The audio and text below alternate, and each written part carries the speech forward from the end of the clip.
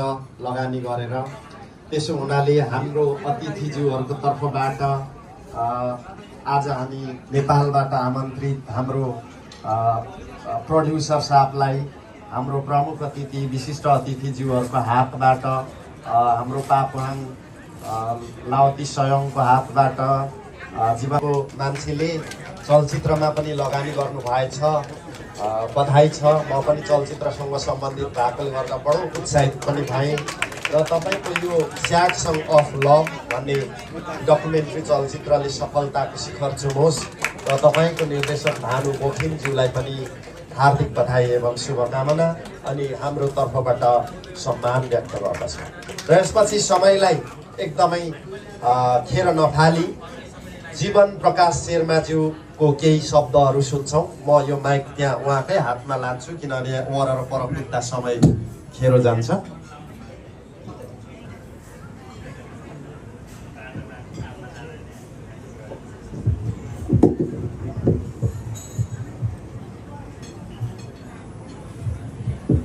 नमस्कार सम्पूर्ण उपस्थित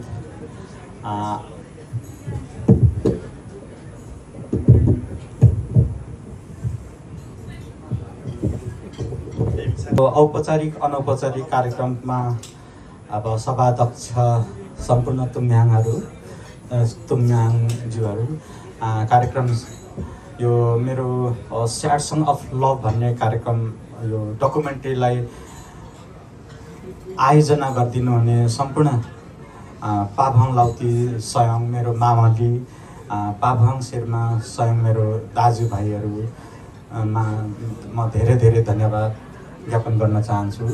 र संयोजन गरिदिनु हुने आदरणीय रविन कुमार नाल्बोज्यू र हाम्रो अर्का संयोजन गरिदिनु हुने मौसम इम्बोङ आदरणीय कलाकार डाइरेक्टर साहब हुनुहुन्छ, उहाँहरूमा विशेष किसिमको धन्यवाद दिँदै अरू उपस्थित सम्पूर्ण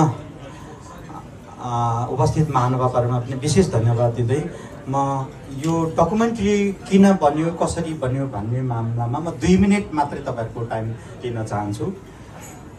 यो घटना 2077 सालमा भएको हो। त्यो बेलामा लकडाउन थियो।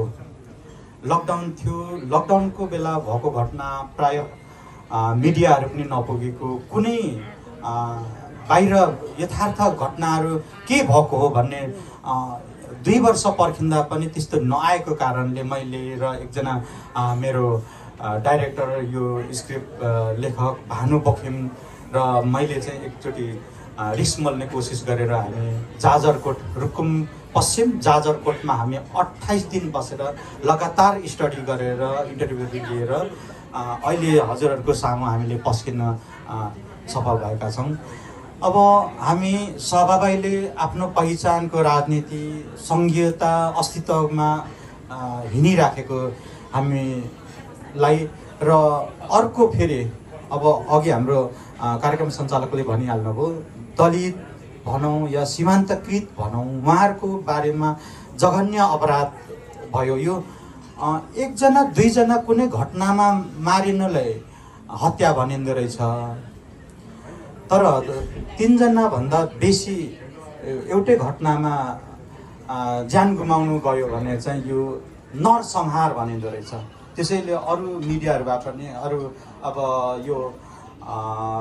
यो घटनाको लाइनका मिडियाहरूले चाहिँ रुकुम जाजरकोटको नरसंहार भनेर मिडियाहरूमा आइरहेछन्, अरूले फेरि घटना भनेर मात्रै हत्या भएको लगायत मात्रै कुरा आइरहेको छ। तर नरसंहार र हत्यामा नै धेरै फरक रहेछ।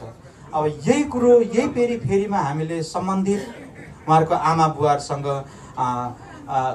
लिएको इन्टरभ्यूहरू हामीले बसेका छौँ र घटना पछाडि यो घटना घट्नको पछाडि के हाम्रो हिजोको संविधानहरूको कुन पाटहरूले हामीलाई बल पुर्याएको छ त्यो बारेमा पनि हामीले विज्ञहरूको इन्टरभ्यूहरू राखेका छौँ। हामीले त्यो बाहेक अब यो बनाएको हामीले 2 वर्ष पछाडि नेपालमा हामीले सो गर्न खोज्यौँ।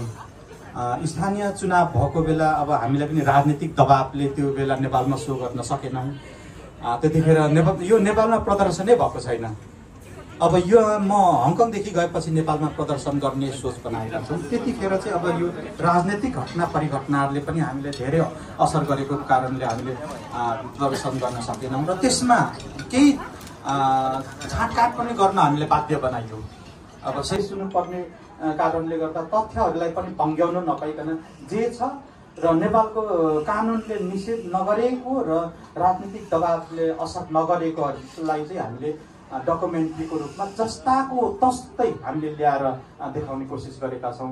अब यसमा हामीले कति न्याय गर्न सकेका छौँ, कति न्याय गर्न सकेनौँ, त्यसको बारेमा चाहिँ अब तपाईँहरूले यो डकुमेन्ट्री शान्तपूर्वक हेरेर फिडब्याकको लागि पनि अपेक्षा गर्दै 2 मिनटभन्दा बोल्दा पनि 2 मिनटभन्दा अलिक धेरै भयो होला भन्दै यो मेरो भनाइ यहाँ अन्त्य गर्न चाहन्छु।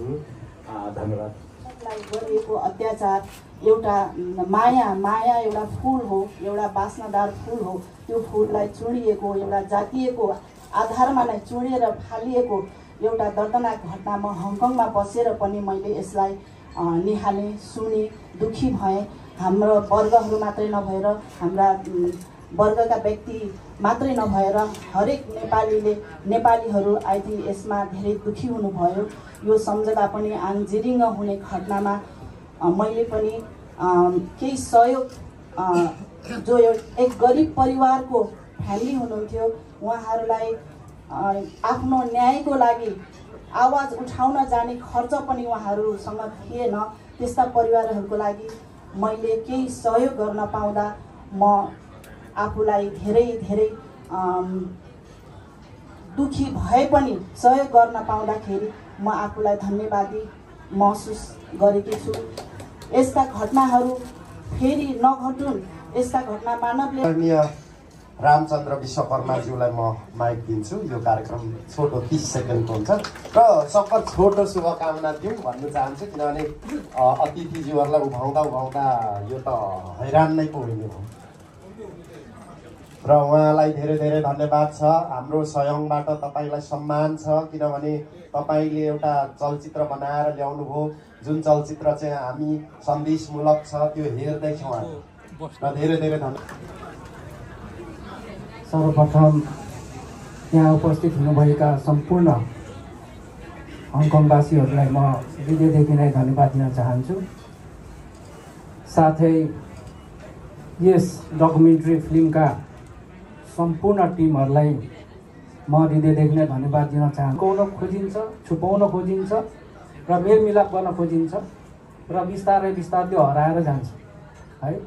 र न्याय पाउन खोजेको मैले नेपालमा मेरा आफ्ना दाजु फुपूका छोरा लयर हुनुहुन्छ, उहाँको नाम हो त्रिलोकचन्द विश्वास र उहाँले यस मुद्दामा भाइ हामीले यहाँ सक्दो गरिरहेका छौँ भाइ भनेर यहाँ हङकङमा पनि हामी कुराकानी भइरहेको हुन्छ। धन्यवाद छ हाम्रो कार्यक्रम सञ्चालकजी।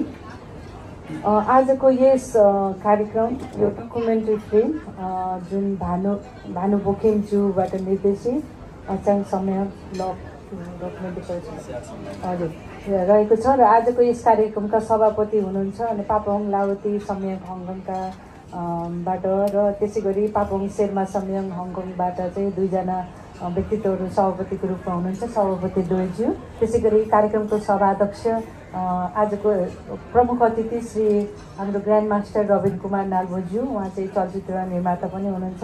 त्यसै गरी विशेष अतिथिमा यस डकुमेन्ट्रीका निर्माता जीएम प्रकाश शेर्माज्यू र अन्य हाम्रो विशेष अतिथिको रूपमा रहनुभएका यहाँ सम्पूर्ण व्यक्तित्वहरू स्टेजमा रहनुभएका र उपस्थित नेपाली दाजुभाइ तथा दिदीबहिनीहरू, पत्रकारज्यूहरू सबैलाई एकमुष्ट रूपमा आजको यस कार्यक्रममा यहाँहरू सबैजनालाई हङकङ नेपाली महासङ्घको तर्फबाट एकदम न्यानो अभिवादन टक्राउँदछु। र आजको यस कार्यक्रम धन्यवाद कार्यक्रम सञ्चालक निर्देशक तथा मौसा इम्बोङज्यू। यस वृत्तचित्रका प्रमुख विशेष अतिथिज्यूहरू र नेपालबाट आउनुभएका हाम्रा वृत्तचित्र निर्देशक त नेपालमा हुनुहुन्छ, उहाँ प्रमुख उहाँ चाहिँ एउटा निर्माता हुनुहुन्छ अनि सम्पूर्ण उपस्थित हाम्रो नेपाली दाजुभाइ तथा दिदीबहिनीहरू तपाईँ एकमुष्टमा मेरो तर्फबाट सेवाहरू नमस्ते भन्न चाहन्छु। हाम्रो जुन नेपालबाट आउने फिल्महरू ट्रेन्डहरू एकदमै बाक्लो भइरहेछ र यो एउटा फरक किसिमको डकुमेन्ट्री हाम्रो जीवन भाइले बनाउनु भएको छ। उहाँले एउटा नेपालको पूर्वमा बसेर पनि एउटा नेपालको सुदूरपश्चिम एउटा नरसंहार घटनाको विषय लिएर डकुमेन्ट्री बनाएर हङकङ आउनु भएको छ। उहाँले धेरै धेरै धन्यवाद दिन चाहन्छु। म धेरै नबोलिकन उहाँले पश्चिमको जुन मात्रै नभएर पूर्वको जुन मुकुलुङको आन्दोलन अहिले भइरहेछ, पश्चिमदेखि पूर्वसम्मको विभिन्न घटनाले लिएर चाहिँ डकुमेन्ट्रीहरू बनाउनु पऱ्यो, फिल्महरू बनाउने पनि जबरको गर्नुभयो। उहाँ त्यसको लागि उहाँले धेरै धेरै धन्यवाद दिन चाहन्छु। र जुन यति छोटो समयमा हाम्रो आयोजक जुन पापङ लाउती र पापङ शेर्मा समाजले गर्नुभएको छ, उहाँले धेरै धेरै धन्यवाद। जुन उहाँहरूको आवाज, उहाँहरूको जुन निमन्त्रणा स्वीकारेर यति धेरै तपाईँहरू दर्शकहरू आउनुभएको छ, तपाईँहरूलाई सबैलाई मेरो तर्फबाट र आयोजकको तर्फबाट धेरै धेरै धन्यवाद दिँदै आजको जुन हाम्रो जुन डकुमेन्ट्री सो अब हेर्ने हामी अनुमति पनि दिन चाहन्छु भन्दै मेरो मन्त्र पनि अन्त्य गर्न चाहन्छु। मौसम इम्बुङ लिम्बुज्यू साथै फुलेन्देको बाउ भनेर पनि हामी चिन्छौँ। आजको यो स्याड सङ अफ लभ भन्ने यो डकुमेन्ट्री लिएर आउनुभएका हाम्रा जीवन प्रकाश शेर्माज्यूलाई हामीले हङकङमा धेरै धेरै स्वागत अभिवादन छ हाम्रो तर्फबाट। उहाँले एउटा नेपालको हाम्रो जनपरिवेश कस्तो छ त्यो किसिमको एउटा डकुमेन्ट्री लिएर यहाँ हामीलाई देखाउनु आइपुग्नु भएको छ।